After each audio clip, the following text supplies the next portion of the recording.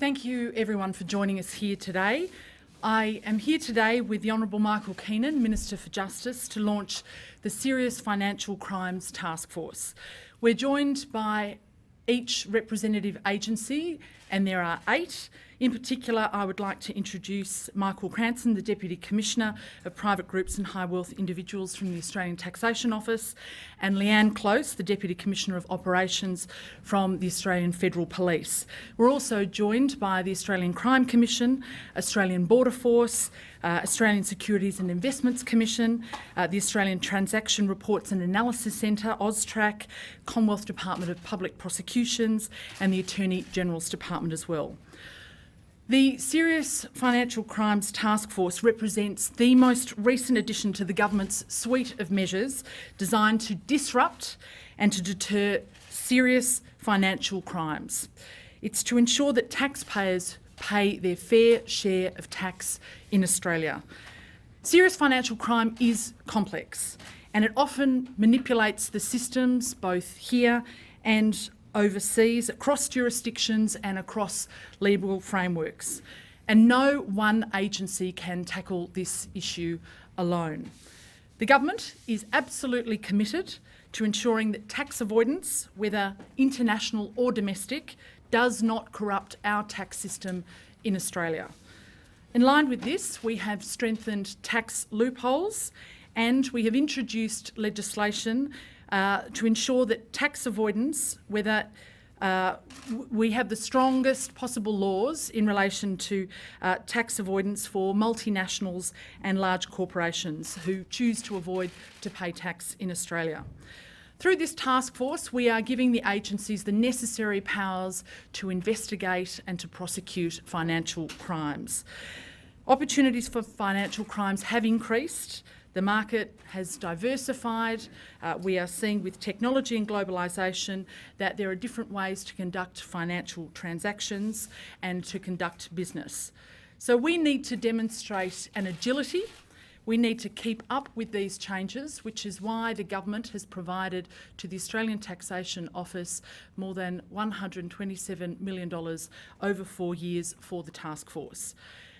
It will remove the wealth derived from criminal activity and prosecute those facilitators and promoters of serious financial crime. We have already seen great successes with previous task forces like Project Wickenby. As of the 30th of June 2015, there have been 46 individuals convicted and sentenced for serious offences, more than $2.29 billion in liabilities raised as at the 30th of June 2015, with almost $1 billion recovered in outstanding revenue. So this new task force continues on that great action, and there has already been action to date from the 1st of July. There are 8 new active investigations that are on foot.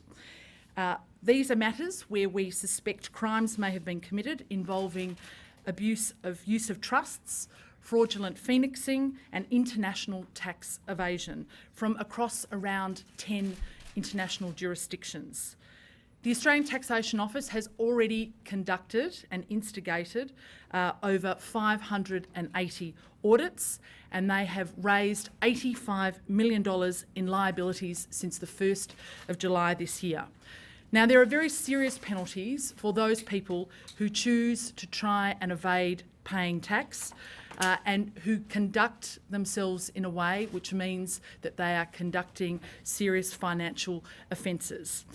They can face up to 25 years imprisonment if they are involved in money laundering offences, and if they're involved in fraud offences, imprisonment of up to 10 years in jail. There are also very serious civil penalties that apply as well, and the full force of the law will be brought to bear for those people who commit serious financial crime. I'd like to hand over now to my colleague, Minister Keenan. Well, thank you, Kelly. It's good to be joined by you, Leanne Close from the Australian Federal Police and Michael Cranston from the Australian Taxation Office. We know that organised criminal gangs represent a continuing threat to the security of Australia.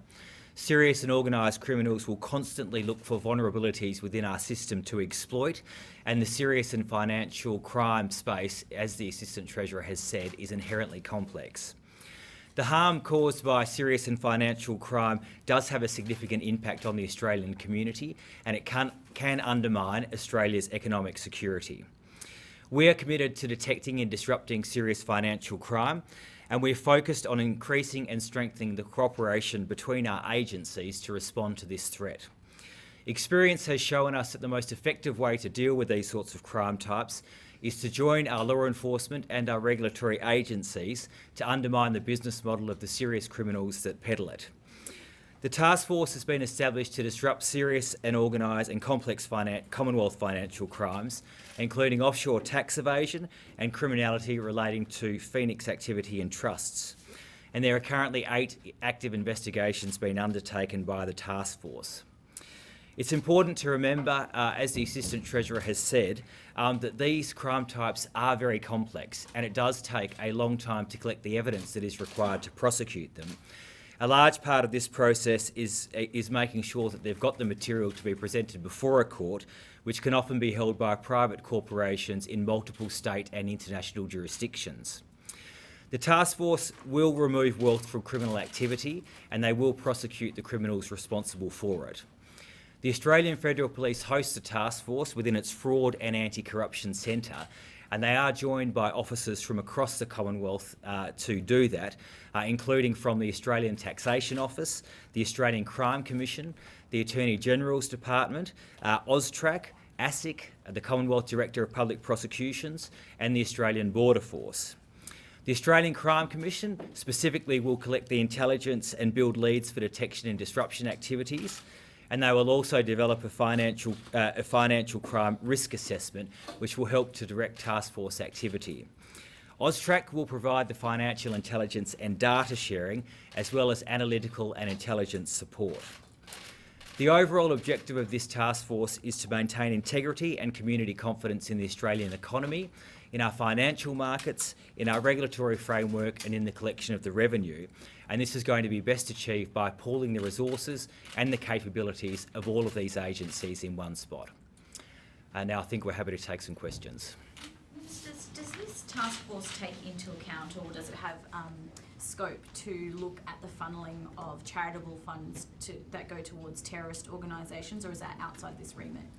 If one of those was a particularly complex matter, then possibly, but we do have a unit within AUSTRAC which we've already funded and is dedicated to making sure that we're tracking down terrorist financing. So AUSTRAC is the primary agency with responsibility for that, and as part of our counter-terrorism package, we beefed up their ability to do so, and they have a specific team looking at that. Can you tell us a little bit about the 8 investigations that are underway? What sort of people are you looking at? The nature of ongoing investigations is that you can't provide a running commentary, so I'm afraid not. But in what area, in what kind of crime? Can you say anything about the kinds of crime that are being targeted? It's still, some of the investigations are still focused on the international tax evasion and some of these sophisticated schemes. So that's probably the predominant, and there is a couple of matters sort of involving some sort of Phoenix activity as well. So is it white collar tax evasion sorts of crime that are being looked at here, or is it drug crime? What kind of crime?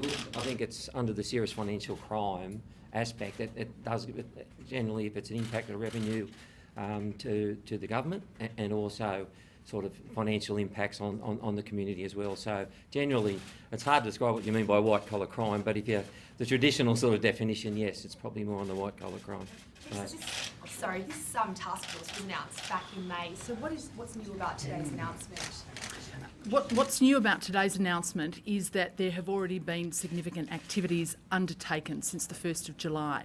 As I mentioned before, more than $85 million in liabilities have already been raised as a result of the task force being put together. There are 8 investigations already on foot as a result of the cooperation between the 8 various departments and agencies. This is a very powerful task force which has the ability to look across jurisdictions, to work with international partners, to share information in a way that previously has not been done before, and it means that we are serious about cracking down on financial crime.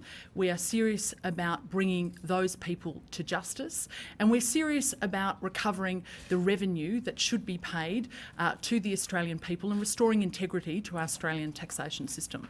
Can I just confirm those 8 have been since July, those 8 That's investigations? correct.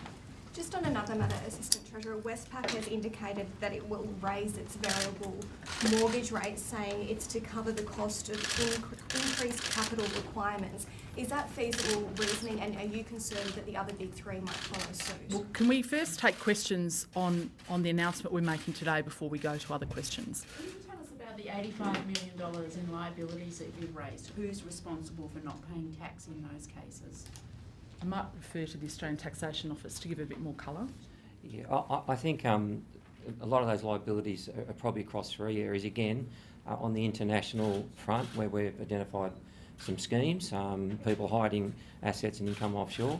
There's also, again, on some Phoenix matters, where more aggressive Phoenix arrangements, where we've raised liabilities to look at the past, and also there's been some aggressive use of trusts, so not used in an appropriate manner, and there's been some liabilities made on relation to those, and they generally flow through to individuals, some wealthy type Australians, etc. Can you name them? I mean, who's not paying their tax in Australia? Well, we can't name individuals, so no, we can't So name them. it's not. Why aren't we naming and shaming Well, the people what we who will be aren't doing is paying? once those investigations have reached their conclusion, obviously we will take further action once that has been concluded, and the appropriate justice system will take its course, where people will be prosecuted in the ordinary course of events. But as we've said, this task force has been set up from the 1st of July this year. Already we've got 8 investigations on foot. As has been mentioned by the Minister of Justice, it takes some time to compile the evidence. We don't believe in trial by media. We believe in doing the groundwork, which is exactly why we have set up this task force to do the important work that it is doing. Just to clarify on the 85 million, if you've raised the liabilities, has any actual money been recovered or paid to the Commonwealth from any of the individuals or companies where you've raised the liabilities? Has anything gone to court yet, or has any work begun on taking anything to court yet on any of those 85 million in liabilities? I think since the 1st of July, that's not a long time ago, and generally liabilities, they get some time to pay. There's probably some small collections, but if you want to look back in the history of similar sort of behaviour, like under Project Wickenby, we raised over $2 billion in liabilities and collected roughly about $1 billion, which was a sort of a collection rate of 50%, plus we're still chasing other debts in relation to those matters, so that may give you some indication around that 85. So if these people pay back the money, will we ever know who tried to evade tax in the first place? Well, you know, there are, as a result of Project Wickenby, as an example, we saw 46 convictions as a result of Project Wickenby. I mean, there were people taken to court as a result of the investigative activities of Project Wickenby and the task force there. It has been quite public in that sense, and there have been some fairly high-profile people who were caught as a result of Project Wickenby. And the point that we're making today is it doesn't matter who you are, it doesn't matter what your social standing is. If you have committed a financial crime, we will bring you to justice as a result of the activities of the task force. It is a powerful task force, it has strong investigative powers, and we're very serious about bringing people to justice. I'll just ask the Justice Minister on the Parramatta shooting, an issue on the Parramatta shooting. Okay, well, we finished with questions about the task force. Look, there's a report today that the Parramatta shooter Fahad Jabbar spoke to Neil Prakash, a renowned Islamic State recruiter. Can you confirm that? Well, what we need to do is give the police space to complete their investigations. It's not going to be helpful for me as Justice Minister to run a running commentary on that. Obviously, the police are very keen to make sure that anybody who was involved in what is a very callous murder is brought to justice. But we need to give them space to complete those investigations, and when they have further to report, once they've established all of those facts, then they will report to the Australian people. Is your understanding that this 15-year-old wasn't on the radar of intelligence agencies at all before he committed this act? Well, look, that's already been commented upon. I mean, he wasn't somebody who was on the radar of our law enforcement and intelligence community, and obviously if he was, then things... obviously if he was, then things might have turned out differently. But as we've said, we cannot possibly watch everybody within the community, and the police and our intelligence community don't have the resources to do that. What we need to do is to make sure that we're working with the community so they can help us identify people within their community who might be moving down this dark path. We're very keen to do that. Tomorrow the Prime Minister is convening a summit of state and territory officials so we can discuss those efforts further. Obviously we're keen to continue to work with our state counterparts and with affected communities so they can help us to identify people that might be at risk of radicalisation and committing a violent act. So lowering a control order to the age of 14, how would that have helped in this situation, given that he wasn't on the radar of authorities? Well, we're not doing that in response specifically to this situation. This is part of a fifth tranche of terror laws that has been flagged since the middle of the year. We've been in conversations with the states and the territories about the operational needs of their agencies to address this particular challenge. Good ring.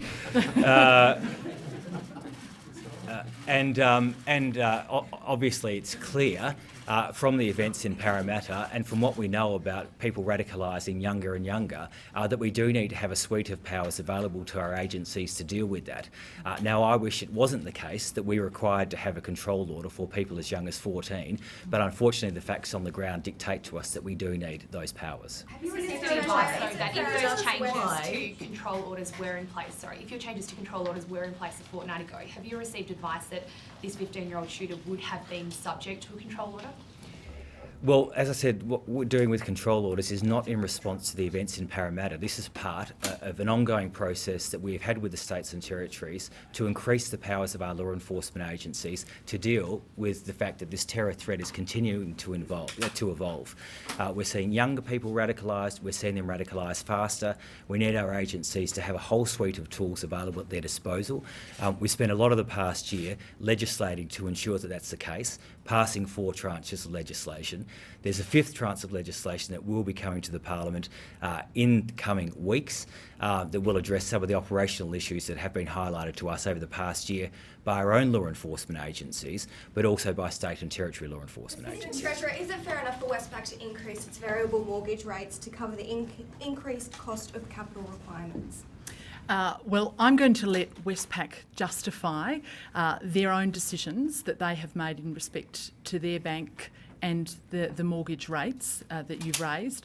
The government will shortly be announcing its response to the financial systems inquiry. That's not too far off, and when we do, we'll have more to say about capital adequacy requirements. And the other big 3 will follow suit.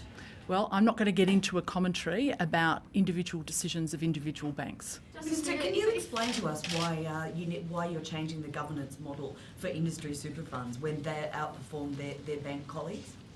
Well, this issue has been an issue that's been around for quite a long period of time. Under the previous government in 2010, Jeremy Cooper conducted a review of superannuation and made some very strong recommendations that in order to improve the governance arrangements for superannuation funds, you needed to have a third of independent directors on the board of those super funds. Since then, David Murray in the Financial Systems Inquiry has made even stronger recommendations to improve governance. He argued for there to be a majority of independent directors on superannuation funds. The government has been listening to both of them in their reports. The government has also been listening to consumer groups as well, groups such as Choice, National Seniors Australia, as well as the Council of Small Business, COSBOA, and all of them have said it is important to have the strongest possible governance arrangements in place that will deliver the best outcomes for the retirement savings of Australians. So the government has announced legislation that will bring into effect a third of independent directors on superannuation funds. This is, I think, a very measured and balanced response to both of these inquiries and reviews. It is international best practice. APRA, the prudential regulator, insists upon the majority of independent directors for banks. It would be surprising for superannuation funds not to do the same. There have, however, been some superannuation funds who have already voluntarily gone down this path already, and we have seen that across the industry with strong support from Vic Super, UniSuper, Sun Super, Suncorp, Mercer, LG Super, First State Super, Qantas Super, and the BT Financial Group. So we think this is a very prudent and sensible response to improve governance arrangements for superannuation funds, and that's in the best interest of all Australians, because all of us have super and all of us want strong retirement incomes when we do retire. Just on the last question, Jabbar, if it is true that he has managed to speak to Australia's #1 ISOL recruiter unnoticed, doesn't that show that the system is flawed, and what's being done to prevent this from happening again? Well, we know this is an enormous challenge. The government's been talking about it for the past year. We have people in the Middle East who are actively trying to recruit young Australians to commit domestic acts of terror. And it is very difficult for our authorities to get inside that process because it can be happening privately, it can be happening very quickly, and they groom people in the same way that a pedophile might groom a victim. Now, we have made extensive efforts to resource our agencies to be able to deal with this challenge, and we've changed the legal framework in which they operate. So we've lowered the arrest thresholds. There's new offences that can be committed of supporting a terrorist organisation. But we shouldn't underestimate that this is an enormous challenge for our authorities. One of the reasons that we're keen to redouble our efforts with the community is that we do need to work very closely with affected communities so they can help us to address this challenge as well.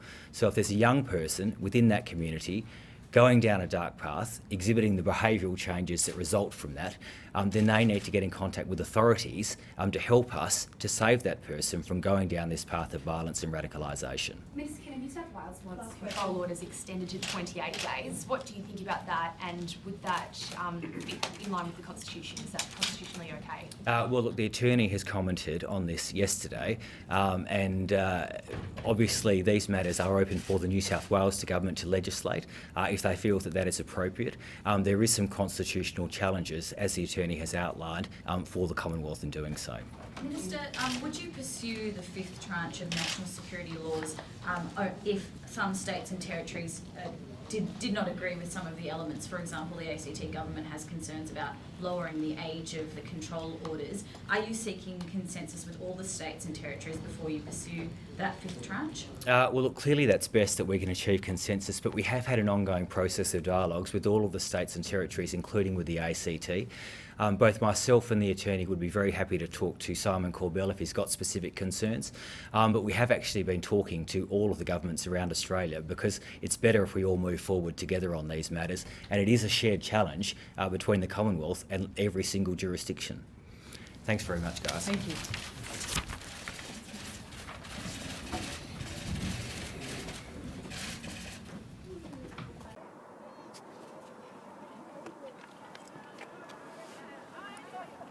Launched today. I was with Professor Harper in Melbourne last week, where we happened to be talking about competition policy at some length, and we discussed this, and I was very happy to be able to come along here, and I'm particularly pleased that Jamie Briggs is here with me today.